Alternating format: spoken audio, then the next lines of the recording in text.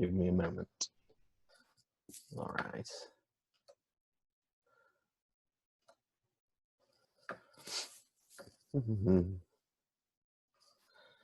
Okay, I believe you can see the beginning slide of my PowerPoint. Is that correct? Thumbs up if you got that. Thanks, Stephanie. So I'm going to talk today about, my name is Clay Tucker, as I mentioned a moment ago. I'm at Louisiana State University here in the United States.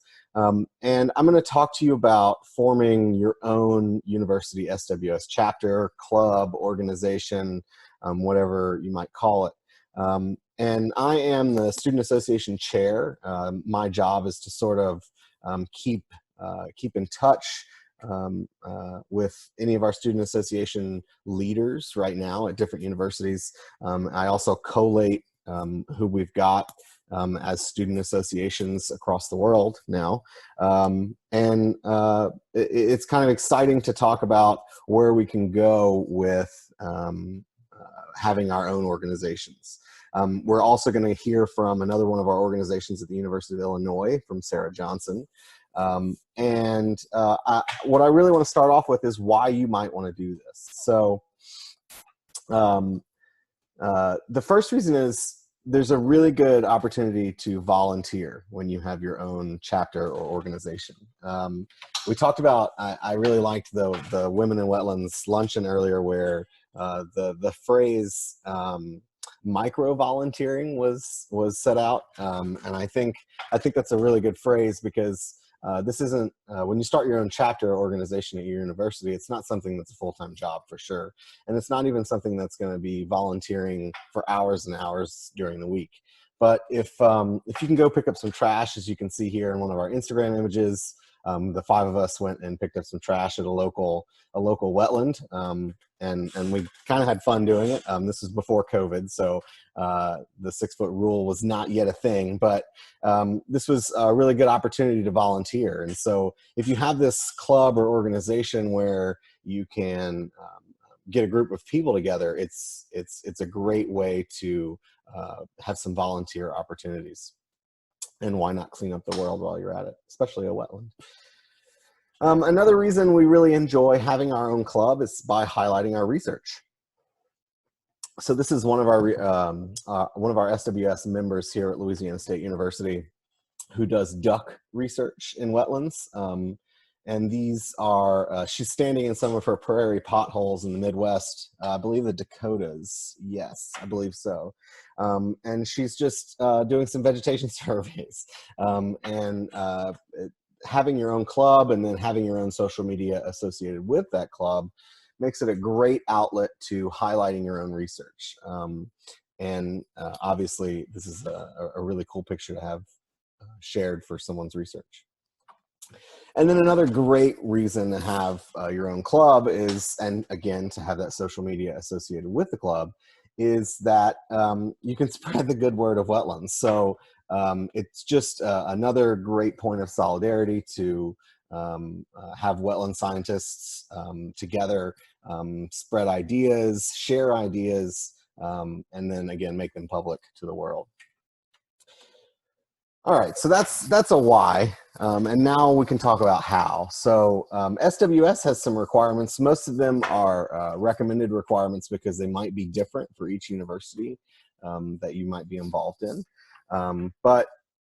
This is shared, this list of requirements is shared in the Slack channel if you'd like to go take a look at it or need it in the future. And this is not something where this is what you turn into us. This is just a good checklist for you to have. And we're going to talk about a number of these and what challenges we had for Louisiana State University.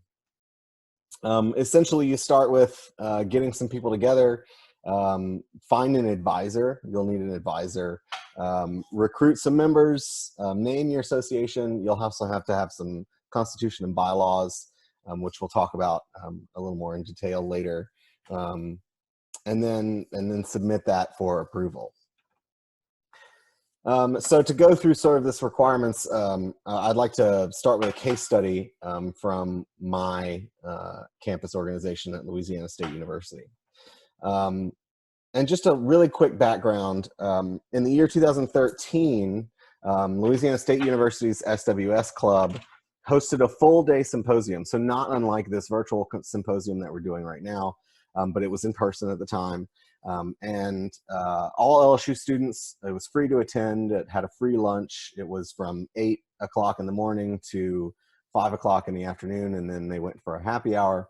And we had a really active group at that time. I was actually at LSU, Louisiana State University at the time, but I wasn't in SWS. So I wasn't there for this symposium, but it was a really cool opportunity to have. And I believe they also had prizes for student presenters. Unfortunately, by the year 2017, our local SWS University chapter did not have any more active members. So people had graduated. That's sort of the downfall of some university clubs, is that the people who were active may not stay there forever, because eventually we all have to graduate. And then in 2018, a group of students who were in SWS or who had professors who were wetland scientists got together and over some pizza talked about how we could revive the program. And our current president is there on the right, Ashley Booth, and then those other 4 members have also graduated now. I am graduating, or I graduated in May, I guess, and we're moving forward. So we have a new set of officers, but it's really exciting because one of the reasons I decided to join as the Student Association chair is because I had really recent experience in forming a student association, and we had some really good successes. But with those successes come challenges. And one of our challenges just right off the bat was we wanted our own bank account. So I told you about our symposium in the past that gave awards out to student presenters. We also try to get grants for cleanup, very small grants. And then we can also get money through SWS. And that I won't talk about today, but if you have questions, we can talk about that. So one of our challenges was actually just forming a bank account, and essentially you have to be able to use your own social security number at a bank in the United States, at least, and one of those people has to form a bank account, and one of the officers has to continually renew. So we will have a new set of officers. One of those officers has to renew their membership at the bank. And be willing to give out their social security information to be in the bank account. So if you do want to be a really active club and give out awards and try to get grants for cleanup, you might want to think about getting an account, and that might be one of your early struggles. Another one of our challenges is meeting attendance. So that was an early challenge. I think we've kind of fixed that, but one of our challenges at the beginning was not having a consistent meeting and a consistent meeting time that worked for everybody. And so what we finally started to work out was that students at Louisiana State University really wanted a mid-afternoon, early afternoon, 1-hour meeting that was on the same middle of the week day. And those kind of things you just have to work out within your own university. Perhaps your university likes Friday afternoons or Monday lunches. And I know different departments here at Louisiana State University who appreciate different times. And what worked for us may not work for you, but that will probably be a struggle early on, is trying to figure out exactly when you'll want a meeting. And then finally, boosting involvement. I think one of the things that's really become important for boosting involvement for us is reaching out to people individually if you can. So one mass email to a group of people usually doesn't warrant a lot of involvement into the club. But if you have a conversation with someone who mentions that they're interested in the club, you need to email that person directly. And so some of our challenges here may stem completely from not individually contacting people. So that's really important, that when you form a relationship with somebody, that you back it up immediately with an individual email. That's just a quick suggestion for some of these challenges.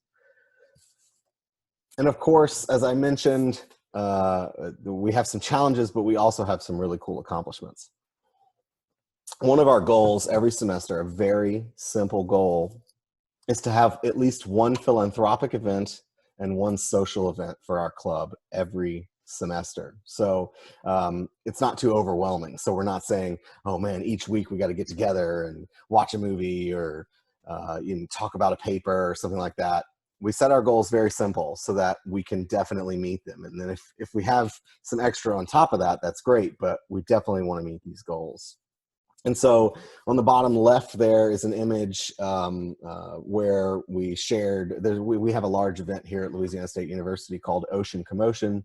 And we were one of the groups that helped volunteer for that event, where students, middle school, elementary school students come and see things all about the ocean. And so wetlands are obviously attached. Tidal wetlands and coastal wetlands are obviously attached to the ocean. And so it's a really cool outreach event for these younger kids to see things about wetlands. And then just another, there's plenty of water here in Louisiana, plenty of waterways, and we get a chance to kayak frequently in our club. But that's usually at least one of our social events is to go kayaking somewhere in the wetlands of Louisiana. And we have a plethora, so it's really nice. So that's one of our accomplishments, is setting a goal, a very simple goal that has to happen every semester, and it does. This is another simple accomplishment, but one that really defines us, I think. We've designed, and by we, I say one of our current president, Ashley Booth, who's done a really good job in graphic design for our club, has designed logos for our group. And so every time we put a flyer out or send an email or post to social media, it's always tagged with the same logo. And we really just standardized it, but we've been working on it for a while. And it really, every time you see it, you say LSU SWS. And I think that's been a really good accomplishment for correspondence. So a simple goal, another very simple goal, but one that's achievable if you continue to work on it. I think that's important, achievable goals. And then probably my favorite accomplishment is getting people to help each other. So obviously volunteer events, philanthropic events, social events, those are all great, but we all have jobs to do. We all do research, or most of us do research. Most of us work in wetlands in some way or another. And it's not always the easiest place to work. So sometimes it's hard to find people. In fact, someone just asked me during the student lightning talks if I could help them next week with some field work. And I said, yes, because we're both in SWS and we can help each other. But this is our current president right here, Ashley, one of our past treasurer here, Scott, and this is me in the right, and another wetland student. And, we all know each other because we met at Louisiana State University's SWS chapter. And we keep in touch through the social media pages. And once we meet, we know that we can help each other with fieldwork. So an extremely practical advantage and accomplishment of our group has been to help each other with work, because wetland fieldwork, I think it's very difficult to do wetland fieldwork by yourself. So I've really enjoyed the network for finding people to help you with your work.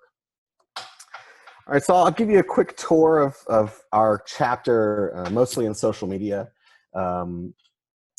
Let me so this is the Slack channel if you haven't seen it. Stephanie, if you can, give me a thumbs up that you can see this web page here. Thank you. So this is the Slack channel, and I've just put a couple of the resources already. The PowerPoint that I'm presenting right now and the requirements checklist. But one of those requirements that I was talking about earlier is that you have to go through your university to have a university chapter. And ours is called Tiger Link, is how we do it through Louisiana State University. And it's all electronic, and we can update all of our things electronically as we need. Our name is the Student Chapter of the Society of Wetland Scientists, and that is for Louisiana State University purposes only. In fact, our bank account has a different name. But this page makes us official at the university, and one of the reasons I wanted to show it is that if you want to become an SWS student chapter through a university, you have to go through that university. And so our advisor is here, John Andrew Nyman, Andy Nyman. Some of you may know that name. I am our current treasurer, We also have a full roster. You could go look this up if you want. I'm not even signed in. This is the page that you would see if you Googled our name. And just some of our members here, some of them are hidden, but in fact, our current president is not on there. Or yes, she is. She's up here. But you know, this is just a reminder that you have to go through the university to begin this process. I do want to mention that our university and probably your university and probably, or it's on the SWS requirements checklist, is that you'll have to have some kind of constitution or bylaws. And let's see if I can find ours really quickly. Yes, there it is. So these are usually very similar across the board, and if you'd like to base your constitution on ours, I'd be glad to help you write your constitution. But essentially, this is a 7-page document that describes everything about our group. Things about basic policies, who can be a member and how they must become a member, what our officers are. Our officers follow very similarly to the SWS leadership, the high SWS leadership. So we have a past president, a current president, a future president, and we have a secretary and a treasurer. So we have all those duties defined, what our executive board is, when we have meetings, and all kinds of other specific rules to our group alone. So it seems lengthy right now, but once you start writing it, you'll start to realize that all of these things are very important to forming a club. And then we also have our social media pages. So I think we're most active on our Instagram pages. I don't run either one. Our current president started both of them in 2017, restarted them, and she runs them 2018, excuse me.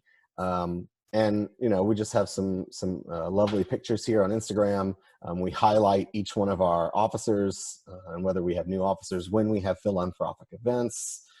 Sometimes we have movie nights, and we also advertise thesis and dissertation defenses through some of our social media pages. We also have a Facebook page, if it'll pop up, and of course it's got our logo on it right off the bat. Pretty wetland pictures. We are active in sharing information with our members there as well. Okay, so I'm almost finished, and I'm going to share one more thing where we recommend you start. And you can't start this alone. So I think the first place I recommend you to start is to ask a few students to join you, and that might be easier once you find an advisor. But that's another recommendation I have. So new students to join with you make good sounding boards for ideas. They can help recruit new people, and they'll probably serve as your first officers. And an advisor is someone probably already an SWS member at your university. I would recommend Googling that as much as possible, but I can also help you find those people if you have any questions there. And ensure that you follow your university requirements. That's very important. So LSU, or SWS, excuse me, is going to have some requirements, but that won't matter if you don't follow your university requirements. Okay, so my email is here listed at the bottom.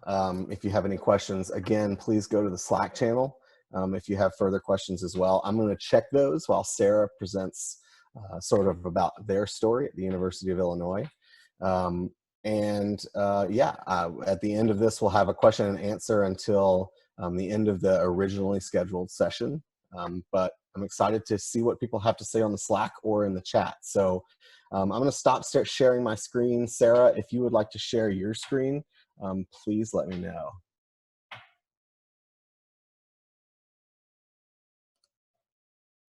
Great.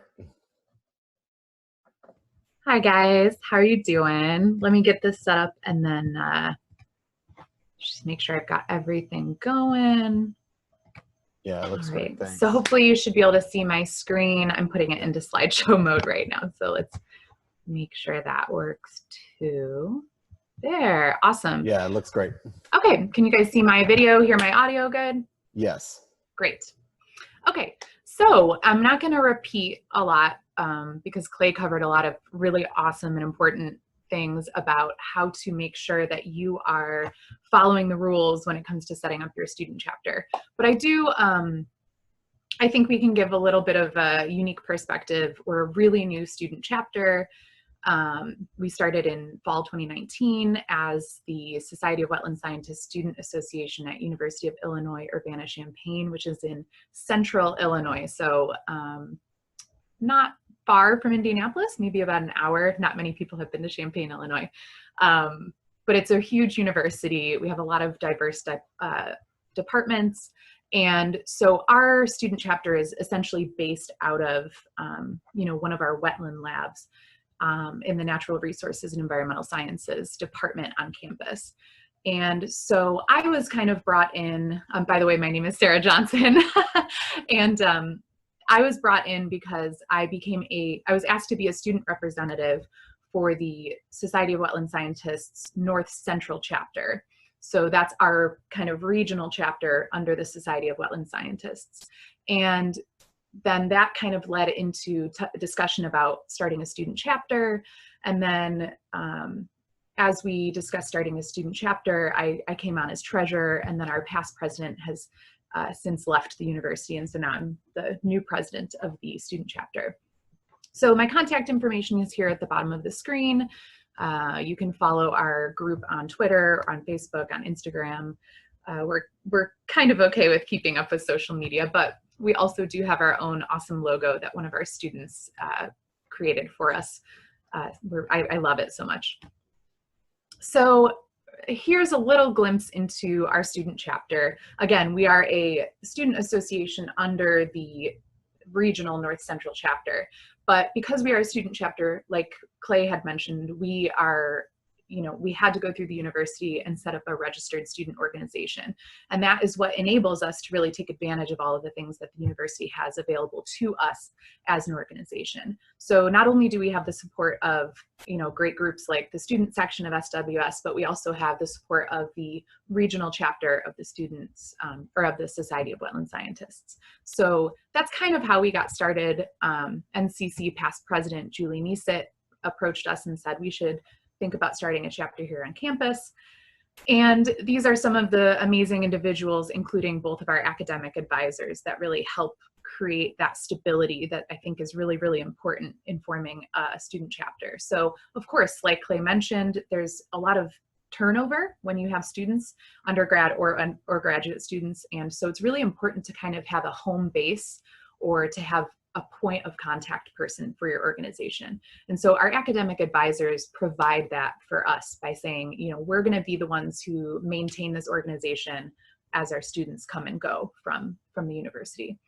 So these are some of our board, our chapter members, and we of course have other student members. We don't require membership fees or anything like that. But getting started was a little bit of a challenge. We had to figure out how to get people to know about us as a new organization. Unfortunately, we have this wonderful event called Quad Day, which many people probably have. It highlights all of the student organizations on campus, both social, educational, whatever they may be. And we set up a table. We had a sign-up sheet for an email list, and we kind of early on sent out an email poll saying, what are the things that you want to see from an organization like this? You have interest in either wetland science or nature, whatever that may be. What do you want to see from a chapter like this? And unanimously, they said they are not interested in social events. So we said, fine, that's fine. You're getting social events from other places. So if that's the case, then what do you want us to provide?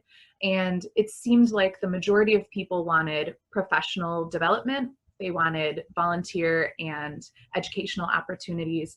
And so, our main mission as an organization has become to, really educate, provide opportunities for outreach, for training and development, and developing some of those skills that you wouldn't maybe get unless you were in an actual professional or, a position where you're in that job and gaining those skills. So we wanted to try to promote that as much as possible. And so, some of these main focus areas of our chapters has been to try to highlight ways that we can provide career guidance or technical skill training. Again, we are a very new organization. So we, started 2019 in the fall, just really got things going over winter and spring. And then of course, now we've kind of been isolated and trying to find new ways to engage people even when everyone's off campus. So we're still exploring, but as of right now, we have put on a couple of programs for students. We did host a applying for federal career workshop. So it was in tandem with the writers workshop on campus. And it was really, really useful to have these career guidance counselors essentially come in and help facilitate a workshop that helped students learn how to navigate things like USA Jobs, what types of things you need to put on your resume, what skills you want to highlight or focus on when you're trying to apply for federal jobs, how it's different than using other job forums, things like that. And it was a really great workshop that had a lot of positive feedback. And I think that's something based on that workshop we're going to try to do every year. We're also trying to develop an alumni mentoring program with the School of Integrative Biology. So we have a contact there that's been really crucial in coordinating and collaborating on events and cross-promoting. So we would like to develop this mentoring program, not just within the university chapter, but the North Central chapter has started developing a mentoring program as well. So we're trying to figure out how we can integrate that through the larger chapter. I think the mentoring program is huge because we would really like to pair up people that are interested in learning more about, the day-to-day. What do you do as a scientist? What do you do in field work? What is it like in your position? And we have a great resource here called the Illinois Natural History Survey, which is, kind of a subset of the university, which is full of field biologists, people working in wetland science, wetland botany, various different departments, and saying, let me take you out for a day, be your one-on-one mentor and help you navigate some of the challenges you might be facing when it comes to looking further into your career. So that's really the one main focus of our chapter.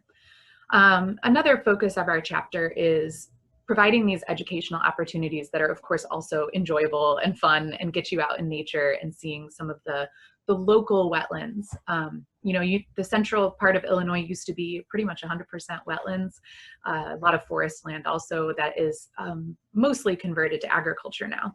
And so finding some of these natural areas is a little more challenging. And I think especially with students, they may come to town and think that this area is pretty devoid of natural habitat other than some parks we have nearby. And so we've really tried to use this organization as a way to show people the diversity of habitat types that we have in this area of the world. And we've done that by hosting a few different workshops. We had a really successful winter tree ID walk that was provided by one of the university extension botanists, I guess I would call him. We also had a workshop where we showed people how to prepare and clean seeds for a restoration project. So if you were looking to do a prairie restoration, you collected a bunch of seed, here's how you clean it, prepare it, and preserve it. And then we also took them out into the field on a volunteer day to help sow that seed in a prairie restoration. We've also hosted salamander and amphibian ID, frog call training, so learning how to identify different calls of frogs in our wetlands. We are hoping to have an insect identification course this summer, but we're not sure how that's going to play out. Other things we've played with are having workshops by people at the survey to show how to actually do wetland delineations, soil sampling, various field ecology skills, things again that you may not get unless you are in a field ecology course or unless you were in an internship or a job where those were things that you learned in that job. But a lot of times when you're trying to develop your resume or apply for jobs, those are things that they want to know you've done or tried before, or maybe you just want to try it out and see if it's something you like. So these are a lot of the areas we're trying to focus on and develop so that we feel we're giving something to the students that they can take with them, put on their resume and use. And it's fun. They're all essentially field trips. We had a couple plant ID workshops, one being an Asteraceae workshop, which asters are incredibly diverse and interesting. And you know, we are realizing that there is a need for trained botanists, and a lot of these positions require some plant identification, and it's something that's completely untrained when it comes to coursework. So we're hoping to just fill those gaps where in training and learning, and it's been so much fun. We've had really great feedback. Okay, and next, the other focus is, of course, providing these opportunities for volunteering. So whether that be something on campus, where we're trying to right now find a place that can be kind of our home base volunteer project. There are a couple projects within the Parks District locally that we've partnered with them to do work days, where we either sow seeds for prairie restorations, clearing invasive species, doing some natural area management. They've been semi-well attended. You know, again, we're not sure if that's based on timing, whether we just haven't reached the right group or set up the right time for that, but we're trying to navigate that. But I think having a regular opportunity where students can expect, okay, this is the work day each month, I can show up or I don't have to, and I can come and get some volunteer hours for whatever my volunteer need is, and also learn some cool skills in the process. It's kind of like a learn and serve event. You know, we teach a little bit about the history of this wetland restoration site and then continue to do some volunteer work while we're there. Also teaming up with local parks for river and watershed cleanup days. So we have a place here called the Boneyard Creek, which regularly needs cleanups. So we do that once a year. And then hosting different outreach events. The picture on the bottom left here is one we hosted at the Urbana Free Library, which was open to the public and anyone who wants to come into the library. We had soil drummers set up. We had, I have a small tank of macroinvertebrates with some wetland plants, various displays about wetland services, ecosystem services, things like that. And it was well attended. We had quite a lot of people come by and ask a lot of really interesting questions. And then these are pictures from our seed sowing workshop in the winter, where we went out and sowed seed on a prairie restoration, which was really fun. So just to kind of wrap up, you know, echoing on some of the things Clay mentioned, you know, some of our biggest challenges have been, one, figuring out our place. Where is our place within the larger group of the, you know, SWS, the student section, the North Central chapter? You know, where are we within that umbrella? And also, how are we independent as a registered student organization, and what is our role on campus? Of course, like many people can probably understand, you know, fundraising and receiving campus funding for projects has been challenging. We do have some ways to apply for funding through the university called SORF funding, which is a pretty much, I would say quarterly, maybe more often, application process for funding, where you can apply for small funding for maybe a field trip or a you know, whatever project you're looking to do. But there are very, very specific rules on fundraising. So that's another important note, is that if you're fundraising, you need to make sure you're doing it according to the rules of your university. So for example, we wanted to host a winter market, which was actually very successful. And what we hoped to do was ask people within the department and say, if you're a maker or you are a crafter and you want to sell some of your product, so maybe you make paintings or you carve wood or whatever it may be, you can come and sell at this market, and you will take the funds from it, but we will also take donations. We will have our own table set up for fundraising for the group. So essentially what we learned during that process is that each of these persons that would sell at the market would have to become their individual vendor, and it became very complicated. And so what we ended up doing was asking however much these people would be willing to donate as a donation to the organization, and then we essentially had to pay them back for whatever they made. So you know, again, there's a lot of technicalities in the fundraising process. So just make sure you're working with someone on campus to make sure you're following those rules. Either way, it was a very successful endeavor for us. I think we're going to do it again, just maybe rework some of the technicalities. But you know, trying to engage students in different ways has been a little bit challenging, particularly on some of the leadership roles and the organizational tasks of the organization. We have tried to set up a monthly meeting that is consistent. So it's the same day, same time every month, at least during when school's in session. And we had not really had many people coming from outside of our small group, our organizational group. So I think we had maybe at most 2 external members come to these meetings, and we kind of pinpointed and asked them to come mainly so we could figure out how to get more undergraduates involved. Because currently the structure of our organization is run completely by graduate students. So, you know, really any input on how to engage students in some of these leadership roles and taking on some more initiative would be helpful to us. And I think, you know, trying to ask those questions would be helpful to you as well. And, you know, of course, right now we're in a really unique time where as a new organization, we've been trying to figure out how we can reorganize, how we can keep students engaged from afar. We have no real plan for the fall yet because we don't know if we're going to be back on campus for instruction, but, you know, we're trying to think of ways that we can continue to stay relevant, provide maybe webinars, provide, you know, an online course or something of the like that people can engage with even if they can't be with us on campus.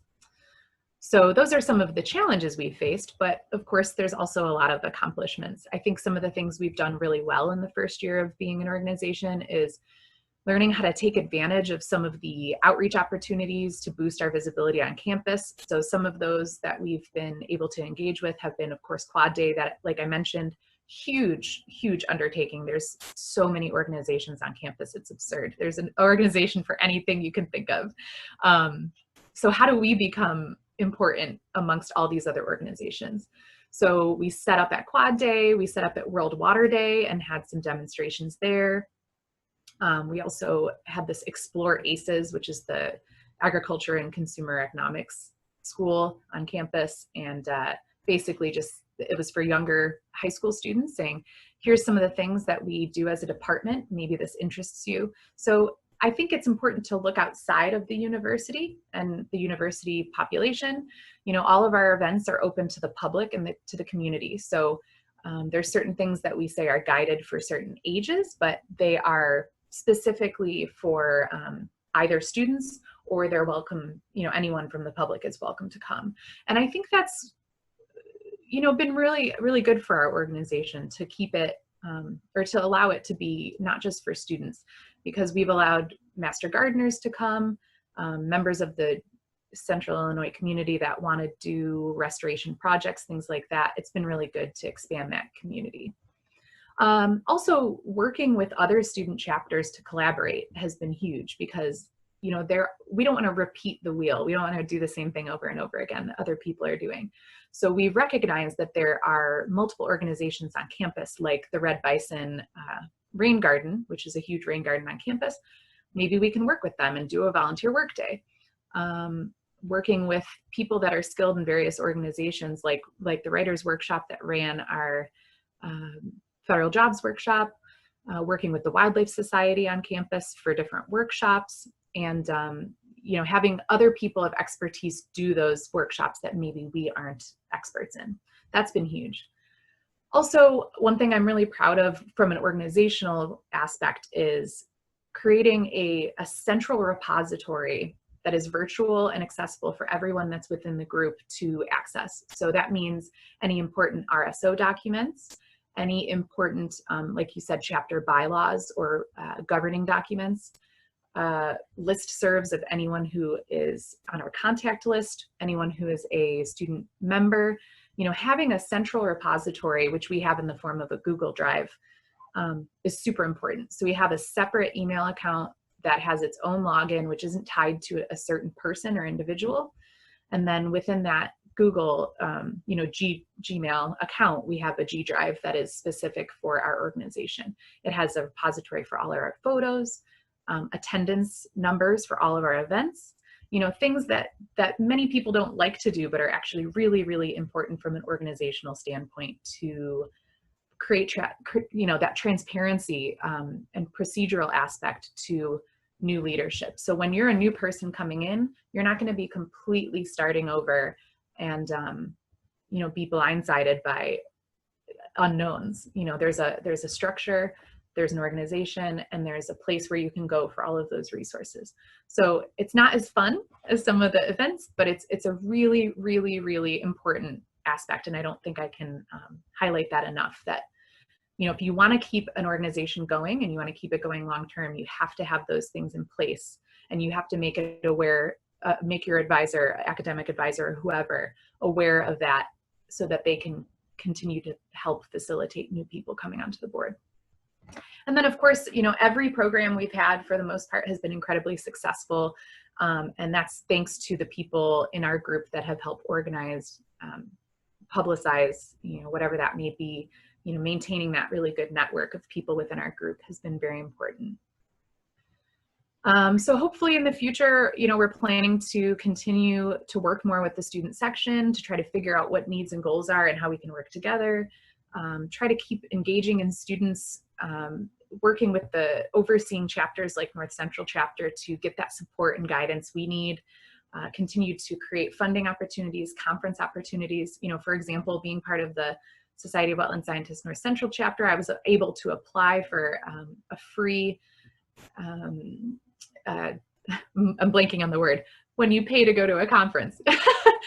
I got free admission to the conference or whatever, and was able to present my research in a lightning talk, and it was awesome. You know, I had a great time meeting other people from the chapter, and we would like to provide more of that for student members so they can get a chance to go to these conferences for a discount or for free, share their research. And of course, we want to continue to work on this mentoring program, whether that be on a local level or at the chapter, upper chapter level.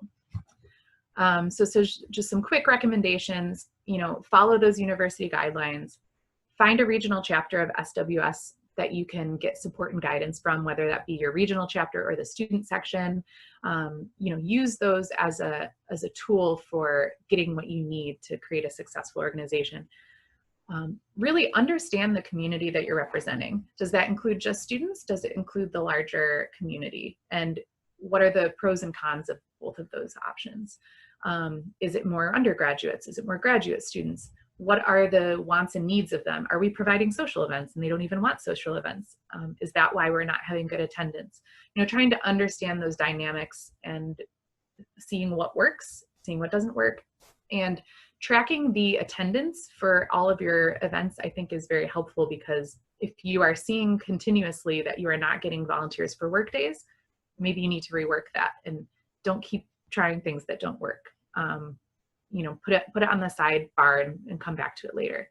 And of course, number one is just having that university advisor so that you have a place to call home for your university chapter, so that you can have that consistency and really just helping be an advocate for you and your group.